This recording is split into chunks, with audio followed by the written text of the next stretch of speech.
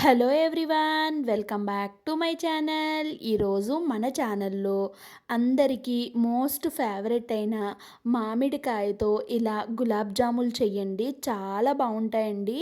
నోట్లో పెట్టుకుంటే ఇట్టే కరిగిపోతాయి. చాలా సింపుల్గా ప్రిపేర్ చేసుకోవచ్చు. చాలా తక్కువ ఇంగ్రీడియంట్స్తో మనం ఈ గులాబ్ జామున్స్ అయితే ప్రిపేర్ చేసుకోవచ్చండి. చాలా టేస్టీగా ఉంటాయి. మరి ఈ మామిడికాయతో చేసుకునే గులాబ్ జాముల్ని ఎలా ప్రిపేర్ చేసుకోవాలో వీడియోలోకి వెళ్ళి చూసేద్దాము. దానికోసం నేను ఇక్కడ బంగినపల్లి మామిడి పండుని అయితే ఒకటి తీసుకున్నాను. తీసుకొని మనం ఇలా కట్ చేసుకొని ఈ మామిడికాయలోంచి ఈ లోపల ఉన్న గుజ్జునంతటిని కూడా సపరేట్ చేసుకోవాలండి. రాకపోతే స్పూన్ సహాయంతో కూడా తీసుకోవచ్చు.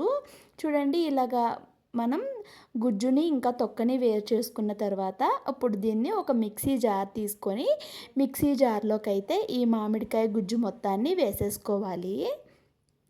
ఇలా వేసుకున్న తరువాత దీంట్లోకి కాచి చల్లార్చిన పాలని 1/2 కప్పు వరకు వేసుకున్నాను.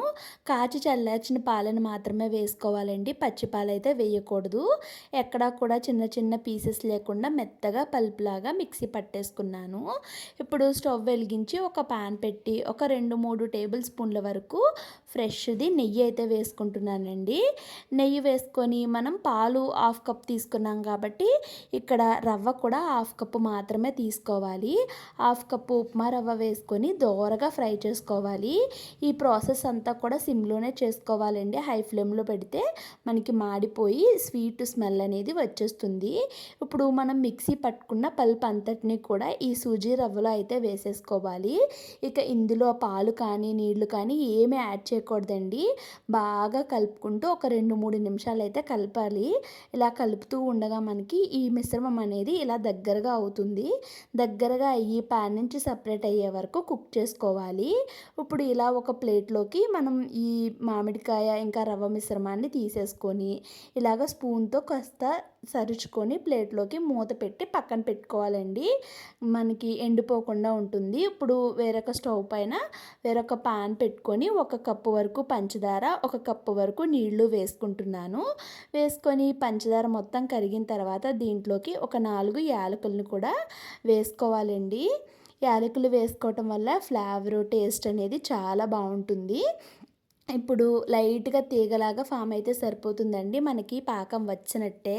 స్టవ్ ఆఫ్ చేసి పాకాన్ని పక్కన పెట్టేసుకున్న తర్వాత ఇప్పుడు ఈ రవ్వ మిశ్రమంలోకి మనం 10 రూపాయల మిల్క్ పౌడర్ ప్యాకెట్ మనకి బయట స్టోర్స్లో దొరుకుతుందండి. ఈ 10 రూపాయల ప్యాకెట్ మొత్తాన్ని వేసేసుకున్నాను. తర్వాత దీంట్లోకి కొంచెం బేకింగ్ పౌడర్ కూడా వేసుకుంటున్నాను.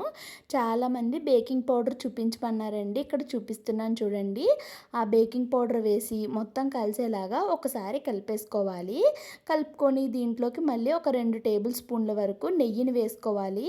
మనకి చేతికి అతుక్కున్నట్టు ఉంటుంది కదండి. నెయ్యి వేసుకోవటం వల్ల అతుక్కోకుండా ఉంటుంది. అలానే టేస్ట్ కూడా చాలా బాగుంటుంది. ఇప్పుడు మొత్తం కలిసేలా కలుపుకున్న తర్వాత చేతికి ఇంకాస్త నెయ్యిని అప్లై చేసుకొని మీకు ఏ సైజులో కావాలి అనుకుంటున్నారో జామున్స్ని ఆ సైజులో అయితే ఇక్కడ పిండిని తీసుకోవాలి. ఇవి రెగ్యులర్గా చేసుకునే గులాబ్ జామున్ లాగా మనం ఒక సైజులో చేస్తే అవి డబల్ సైజులో అవుతాయి కదండి. ఇక్కడ ఇవి అలా అవ్వవు, కాస్త ఉబ్బుతాయి అంతే, కానీ మరీ అంత పెద్దగా అయితే అవ్వవు. కాబట్టి కాస్త పెద్దగానే వీటిని చేసుకున్నాను. ఇక్కడ ఇదే ప్రాసెస్లో మొత్తం అన్నిటినీ చేసేసుకున్నాను కదండి. ఇప్పుడు స్టవ్ వెలిగించి డీప్ ఫ్రై కోసం ఆయిల్ పెట్టుకున్నాను. ఆయిల్ హీట్ అయిన తర్వాత మనం ముందుగా ప్రిపేర్ చేసుకున్న వాటిని ఒక్కొక్కటిగా ఆయిల్లో అయితే వేసుకోవాలి. మరీ ఎక్కువ వేసేసుకోకూడదండి. ఒకదానికి ఒకటి అతుక్కోకుండా దూరం దూరంగా వేసుకోవాలి. ఇలా దూరం దూరంగా వేసుకొని ఫ్లేమ్ని కాస్త సిమ్ టు మీడియం ఫ్లేమ్లో పెట్టుకొని అడ్జస్ట్ చేసుకుంటే త్వరగానే ఫ్రై అయిపోతాయి. ఎక్కువ టైం కూడా పట్టదండి.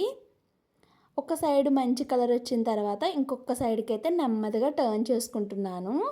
ఇక్కడ ఇదే ప్రాసెస్లో 2 సైడ్స్ కూడా మంచి గోల్డెన్ బ్రౌన్ కలర్ వచ్చే వరకు మనం వీటిని ఫ్రై చేసుకోవాలి. చూడండి, మంచి గోల్డెన్ బ్రౌన్ కలర్ అయితే వచ్చేసింది కదా. ఇప్పుడు వీటిని ఆయిల్లో నుంచి బయటకు తీసేసుకుంటున్నాను. ఇక్కడ ఇదే ప్రాసెస్లో నేను ఇంకా కొన్ని ఉన్నాయి కదండి, వాటిని కూడా ఫ్రై చేసేసుకుంటున్నాను. ఫ్రై చేసుకున్న తర్వాత ఆయిల్ని తీసి పక్కన పెట్టేసి ముందుగా మనం షుగర్ సిరప్ని ప్రిపేర్ చేసుకున్నాం కదా, దాన్ని వేసుకుంటున్నాను. అది కాస్త వేడయ్యాక కొంచెం ఫుడ్ కలర్ అయితే యాడ్ యాడ్ చేశానండి. ఫుడ్ కలర్ అనేది కేవలం ఆప్షన్ మాత్రమే. నేను వీడియోలో అందంగా కనిపించడం కోసం మాత్రమే వేశాను. మీరైతే ఫుడ్ కలర్‌ని స్కిప్ చేసేయండి. ఇక్కడ మనకి జామున్స్ వేసేసుకోవాలి. ముందుగా ఫ్రై చేసి పక్కన పెట్టాం కదా! ఆ జామున్స్‌ని కూడా వేసేసి మొత్తం కలిసేలాగా కలిపేసుకొని మూత పెట్టి ఒక 2 నిమిషాలు సిమ్ ఫ్లేమ్‌లో కుక్ చేసుకోవాలి. 2 నిమిషాలు కుక్ అయిన తర్వాత స్టవ్ ఆఫ్ చేసి వీటిని ఒక 10 నిమిషాల పాటు పక్కన పెట్టేసుకోవాలండి. ఎప్పుడూ ఒకేలా కాకుండా మామిడి పండుతో ఇలా కొత్తగా గులాబ్ జామున్స్‌ని ట్రై చేయండి. మీ ఇంట్లో వాళ్ళకి ఖచ్చితంగా నచ్చుతాయి. మరి ఈ రెసిపీ ట్రై చేసి మీకు ఎలా అనిపించిందో ఖచ్చితంగా కామెంట్ సెక్షన్‌లో షేర్ చేసుకోండి. వీడియో నచ్చితే ప్లీజ్ అండి వీడియోకి లైక్ చేసి ఛానల్‌ని కొత్తగా చూస్తున్న వాళ్ళు ప్లీజ్ సబ్స్క్రైబ్ చేసుకోండి. Thank you so much for watching my channel friends. Bye bye. Thanks for watching.